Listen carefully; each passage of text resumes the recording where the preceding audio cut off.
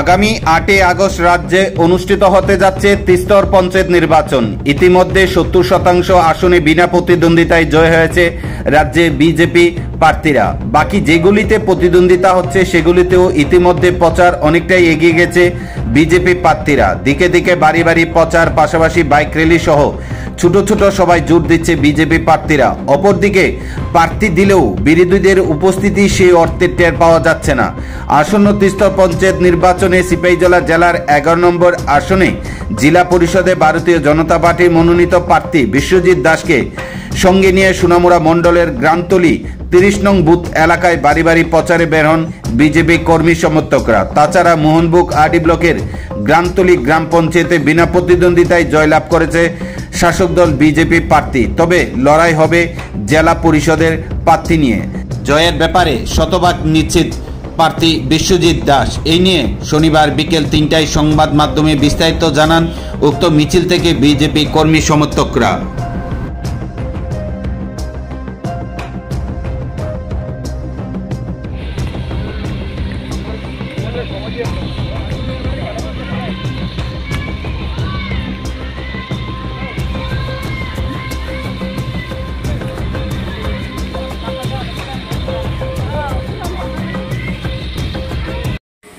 আজকে আসন্ন ত্রিস্তর পঞ্চায়েত নির্বাচনকে সামনে রেখে আমাদের ভারতীয় জনতা পার্টি সোনামুড়া মণ্ডলের অন্তর্গত 30 নং বুথে ভারতীয় জনতা পার্টির মনোনীত প্রার্থী তথা আমাদের যারা কার্যকর্তা রয়েছেন তাদেরকে নিয়ে আমরা বাড়ি বাড়ি যাচ্ছি।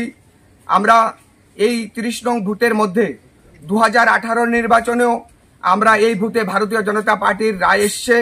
আমাদের 1900 এই বুথের যারা আপামর জনসাধারণ রয়েছেন 2019 সেখানে আমাদেরকে আশীর্বাদ করেছেন এবং 2023-এর যে লোকসভা বিধানসভা নির্বাচন এবং 2024-এর লোকসভা নির্বাচন বরাবরই আমরা এই বুথের মধ্যে ভারতীয় জনতা পার্টির পক্ষে সেখানে আমাদেরকে মানুষ আশীর্বাদ দিয়েছেন।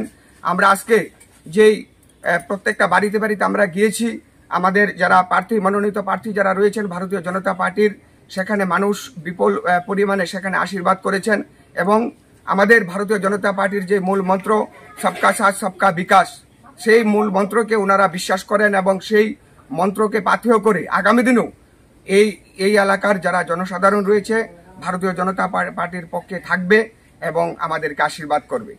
भारत माता की जय, भारत माता की जय, भारत माता की जय, बीजेपी जिंदाबाद, बीजेपी जिंदाबाद, बीजेपी जिंदाबाद।